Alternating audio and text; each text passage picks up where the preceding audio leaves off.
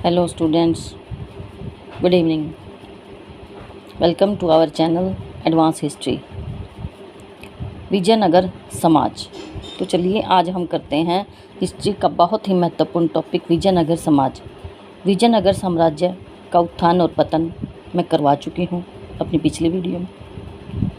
तो चलिए करते हैं विजयनगर समाज, जिसका विजयनगर साम्राज्य का उसके समाज पर क्या असर होता है, धार्मिक, आर्थिक और सामाजिक।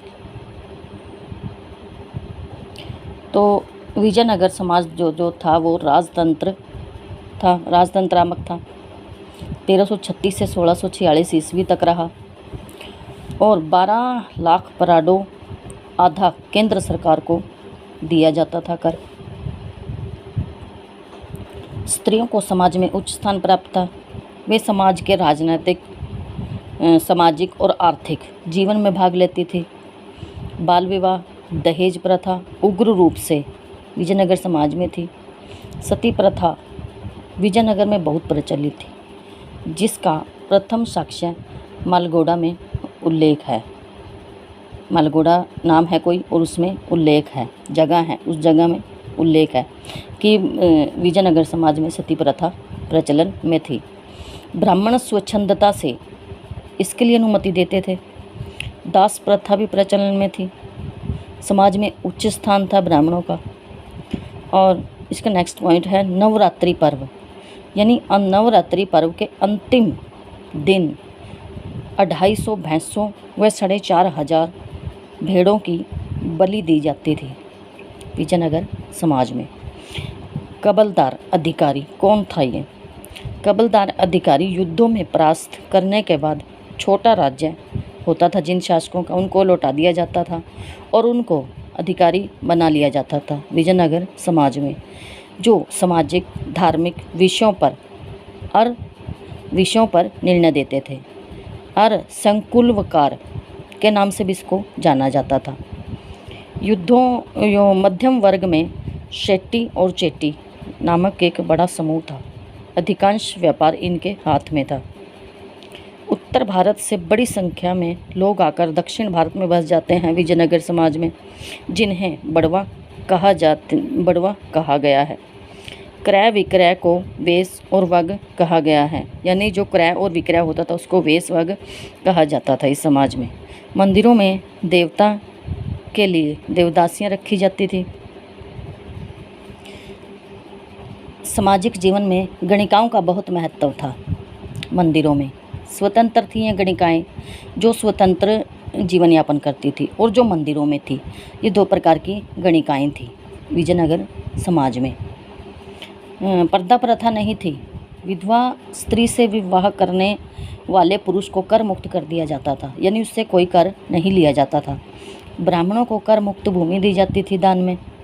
कृष्ण देव राय शतरंज के प्रेमी थे। लोकप्रिय खेल था विजयनगर समाज का। सामाजिक अपराध का दोषी होने पर व्यक्ति की संपत्ति या भूमि जब्त कर ली जाती थी। नेक्स्ट पॉइंट है विजयनगर काल में युवराज के अल्पायु होने पर प्रतिशासक की नियुक्ति ही इसके पतन का कारण बनी। तो मनोरंजन क्या थे इसके? नाटक और मत्स्यज्ञान। निकोलो डी कॉन्टी ने क्या कहा है? विशाल संख्या में जो दास थे, जो कर्जदार अपना ऋण नहीं चुका पाते थे, उन्हें सर्वत्र ऋणदाता द्वारा अपनी संपत्ति बना लिया जाता था, यानी उनको ही ऋणदाता अपने पास रख लेते थे संपत्ति के तौर पर। स्त्रियों की सती प्रथा का विवरण दिया है बारबोसा, नोनेज, सीजर फेडरिक, पित्रेदो देलावले ने इस कुप्रथा का आंखों देखा हाल वर्णन किया है। आर्थिक व्यवस्था क्या थी इसकी विजयनगर समाज की? फर्स्ट पॉइंट है खेती पर आधारित था, यानी कृषि आधारित समाज था इसका। उन्नति पर थी कृषि। कर कड़ाई से वसूल किया जाता था। शिल्पियों और व्यापारियों के संघों का महत्वपूर्ण योगदान था। जो इनके संघ थे उनका महत्वपूर्ण योगदान था। मुद्रा क्या थी? तांबे, सोने, चांदी के सिक्के पर सुंदर गेंडा वरीडा लिखा होता था इनकी मुद्रा पर। अब्दुल रज़ाक के अनुसार 300 बंदरगाह थे इसमें, जिससे विदेशों में व्यापार का पता चलता है। अब्दुल रज़ाक कौन था? फारस का यात्री था और 1442 ईस्वी में देवराय द्वितीय के काल में ये विजयनगर आया था। निर्यात की वस्तुएं क्या थी, यानी जिनको बेचा जाता था या भेजना पड़ता था। निर्यात की कपड़ा, चावल, लोहा, शोरा, चीनी, मसालों के लिए तो भारत शुरू से ही यानी शुरुआत से ही बहुत मशहूर है। और आयात क्या वस्तुएं मंगवाई जाती थी बाहर से? घोड़े, हाथी, मुक्ता, तांबा, मूंगा, पारा, चीनी, रेशम और मलमल स्पेशली ढाका का बहुत मशहूर था उस वक्त। शिष्ट, नेक्स्ट पॉइंट है, शिष्ट नामक कर राज्य की आय का प्रमुख स्रोत था।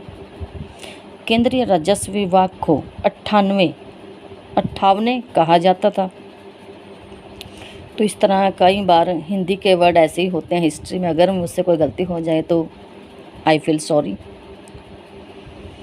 तो नेक्स्ट पॉइंट है इसका, विशेष सेवाओं के बदले जो भूमि दी जाती थी उसको अमरम कहा जाता था। विशेष सेवाओं के बदले ऐसे ग्राम जिनकी भूमि राज्य के प्रत्यक्ष नियंत्रण में होती थी भंडारवाद ग्राम कहलाते थे। ऐसे ग्रामों के किसान राज्य को कर देते थे।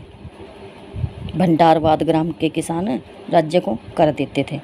ग्राम के विशिष्ट लोग यानी स्पेशल लोग को उनकी विशिष्ट सेवाओं के बदले लगान मुक्त भूमि दी जाती थी, जिससे उबाली कहा जाता था। उबाली कहा जाता था जिसे।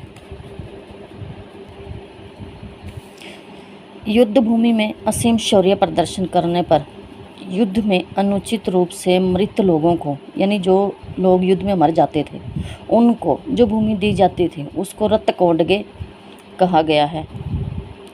किसानों को पट्टे पर भूमि दी जाती थी, भूमि कुटुगी कहलाती थी। पट्टे पर भूमि मापक नदकल्लल, राजवेदकोल और गडरायण कोल। कृषक मजदूर को कुदी कहा जाता था, यानी जो कृषक मजदूर होता था उसको कुदी कहा जाता था। राजस्व निर्धारण दर आय क्या थी? भूमि की उत्पादकता पर निर्भर थी राजस्व निर्धारण दर, यानी भूमि से जो उत्पादन होता था उसके हिसाब से यहाँ राजस्व निर्धारित किया गया है। राजस्व निर्धारण दर आम थी, 1/6 भाग थी, परंतु कुछ मामलों में यह कम भी कर दी जाती थी, यानी 1/4 तक भी कर दी जाती थी। भूमि की उत्पादकता पर निर्भर था। ब्राह्मणों से 1/20वां भाग लिया जाता था, मंदिरों से 1/30वां भाग लिया जाता था कर के रूप में। अमरम को प्राप्त करने वाले अमर नायक इस भूमि व्यवस्था को न्यायंकर व्यवस्था कहा गया है। जो अमरम को प्राप्त करते थे अमर नायक उसको न्यायंगर व्यवस्था कहा गया है। प्रारंभ में केवल ये शर्तों पर थी, परंतु बाद में इसको आनुवंशिक बना दिया गया। वारम व्यवस्था भूस्वामी एवं पट्टीदार के मध्य उपज की हिस्सेदारी को वरम कहते थे। खेतों की नियमित पैमाइश की जाती थी, यानी खेतों को नियमित पैमाइश की मापा जाता था, उनको देखा जाता था कि क्या कुछ हो रहा है, किस भूमि को कितनी ज़रूरत है सिंचाई वगैरह की। तो मुद्रा प्रणाली क्या थी इसकी? भारत की प्रशंसनीय मुद्राओं में से एक थी विजयनगर की मुद्रा। सबसे प्रसिद्ध सिक्का स्वर्ण का वराह था, जिसे विदेशी यात्रियों ने हुण प्रदेश पगोडा के रूप में भारत और विश्व में मशहूर किया था। तो सोने के छोटे सिक्के को प्रताप फागम कहा जाता है और चांदी के छोटे सिक्के को तार कहा जाता था। नेक्स्ट पॉइंट है भूमि काश्तकर के 3 वर्ग, अमरा, मान्या और भंडारवाड़ा। नंबर 1 पर है अमरा, नंबर 2 पर है भंडारवाड़ा और नंबर 3 पर है मान्या। भंडारवाड़ा क्या थी? आय का एक भाग विजयनगर के दुर्गों की मुरम्मत के लिए दिया जाता था, जिसके कर से विजयनगर के दुर्गों की मुरम्मत करती थी। अमरा क्या थी? अमर नायकों को प्रदान की, अमर नायकों को दी जाती थी अमरा भूमि। और मान्या क्या थी? कर मुक्त भूमि, ब्राह्मणों, मंदिरों, मठों की देखभाल के लिए इसको रखा जाता था, इसके कर को। नेक्स्ट पॉइंट है, अमर नायकों का मालिकाना हक नहीं होता था, यानी इनका मालिकाना हक तो नहीं होता था, परंतु इससे होने वाली आय पर इनका विशेष अधिकार होता था। नेक्स्ट पॉइंट है, भूमि कर के अतिरिक्त अन्य कर दुकानदारों पर, खेतों में कार्य करने वाले कर्मचारियों पर, चरवाहों पर, धोबियों पर, नाइयों पर, कुम्हारों पर और संगीतकारों, नाटककारों पर, यहाँ तक कि जूते बनाने वालों पर भी कर लगाए गए। विजयनगर समाज में संपत्ति कर भी लगाया गया था। चराई पर चरी व मकान पर घरी कर लगाया गया था। इसके अतिरिक्त स्थल दाम, मार्ग दाम और मनुला दाम 3 मुख्य परिवहन शुल्क थे। ये कर मुद्रा और अनाज दोनों रूपों में दी जाती थी, यानी कर मुद्रा में और अनाज में दोनों रूपों में दिया जाता था। विदेशी व्यापारी आए थे विजयनगर समाज में, विजयनगर साम्राज्य में। पुर्तगाली यात्री था डोमिंगो पेस, इतालवी यात्री था निकोलो डी कॉन्टी, फारस से राजदूत आए थे अब्दुल रज़ाक। इन्होंने विजयनगर की यात्रा की है, यानी विजयनगर का कुछ ऐसा विवरण इन्होंने अपनी यात्रा के दौरान लिखा। और नेक्स्ट पॉइंट है, विदेशी व्यापार की जानकारी कृष्णदेवराय के ग्रंथ अमुक्तमाल्यद में डोमिंगो पाइस नूनेज द्वारा दिए गए वृत्तांतों से प्राप्त होती है। यानी इन दोनों के, डोमिंगो पाइस और नूनेज, इन दोनों ने कुछ विवरण दिया है कि कृष्णदेवराय के समय में विदेशों से व्यापार होता था। नेक्स्ट पॉइंट है, बारबोसा जो पुर्तगाली यात्री था और नूनेज, ये दोनों पुर्तगाली यात्री थे। भारतीय समुद्री व्यापार पर मुस्लिम सौदागरों का पूर्ण नियंत्रण था, इनका कहना है। उस वक्त का आंखों देखा हाल बयां करते हैं इनके जो स्रोत हैं। घोड़े के अलावा हाथी दांत, मोती, मसाले, मूल्यवान पत्थर, नारियल, ताड़, गुड़, नमक। मोती आयात किए जाते थे फारस की खाड़ी, लंका से। मूल्यवान पत्थर पेंगू से मंगवाए जाते थे। हीरे की खान कृष्णा नदी तट पर कुरनूल व अनंतपुर में थी। हीरे की जो खान थे। विजयनगर में व्यापारिक मेले लगते थे। मेलों की देखभाल व्यापारक संघ के अध्यक्ष द्वारा की जाती थी, जिन्हें पट्टन स्वामी कहा जाता था। यानी विजयनगर में मेले लगते थे व्यापारिक, जिससे उनका व्यापार विदेशों में फैले।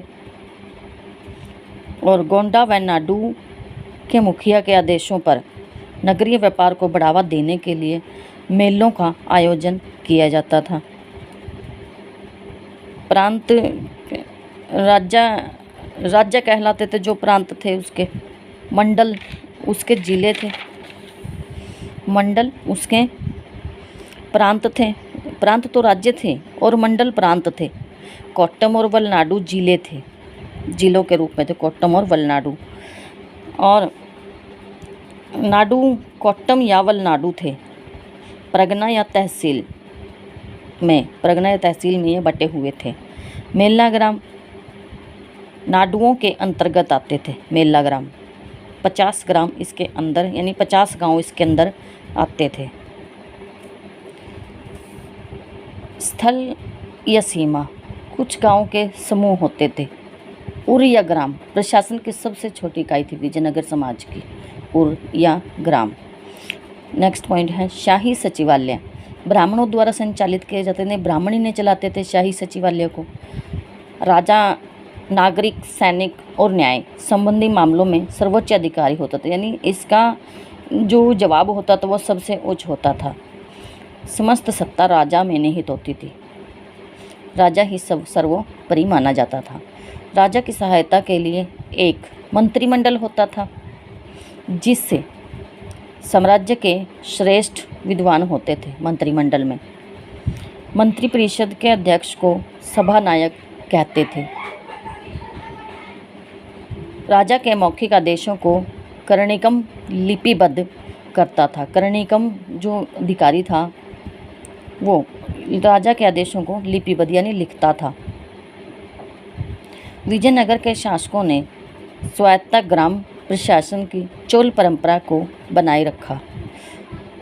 चोल परंपरा को विजयनगर समाज ने बनाए रखा, लेकिन वंशगत नायक होने के कारण उस स्वतंत्रता को सीमित कर दिया, यानी उसको सीमित कर दिया, उसको एक एरिया दे दिया।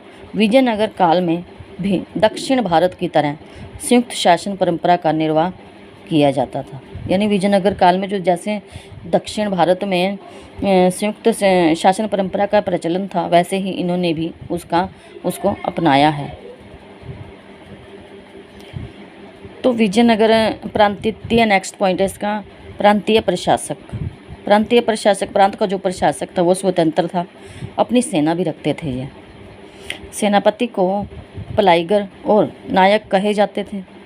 सैनिक विभाग का नाम कदाचार था। गांव का पहरेदार व कोतवाल तलर कहलाता था। तलर नाम का अधिकारी होता था गांव का जो पहरेदार था और कोतवाल था। दंडनाथ व सायण बुक्का व हरिहर के मंत्री थे, जो दंडनाथ और सायण थे। न्यायंगर राजनीतिक संगठन था एक न्यायंकर। इसके अंदर पदवी थी नायक की और अमर नायक की। पदवी दी जाती थी न्यायंगर के अंदर जो व्यक्ति आते थे, नायक की और अमर नायक की। सेना नायक और योद्धा होते थे जो उनको नायक बनाया जाता था। अमर नायक सैन्य अधिकारी जिनके अधीन निश्चित संख्या में सैन्य टुकड़ियां होती थी, उसको अमर नायक कहा जाता था। विजयनगर साम्राज्य में भूमि का 3/4 भाग के अंतर्गत आता था। समस्त भूमि का 3/4 भाग आता था। आयंगर कौन थे? ये गांव के सेवक थे, वह कर्मचारी थे। इनके अंतर्गत परिवारों के समूह आते थे, यानी काफ़ी सारे परिवार थे, उनके समूह इनके अंदर आते थे, अंतर्गत आते थे। निर्निकर ये क्या था? सिंचाई मार्ग की देखभाल करता था ये व्यक्ति। निर्निकर जो इसका मतलब जो व्यक्ति इस ओहदे पर आता था वो सिंचाई मार्गों की देखभाल करता था और साहूकारों व महाजनों पर्यवेक्षकों आदियों की वो देखभाल करता था। मंदिर कहाँ थे इनके? बैंकिंग प्रणाली क्या थी? मंदिरों में थी बैंकिंग प्रणाली, और इन बैंकिंग प्रणालियों के ज़रिए सिंचाई के कार्यों का निर्वहन करते थे विजयनगर समाज के लोग। तो I hope this video is helpful for you. Thanks for watching.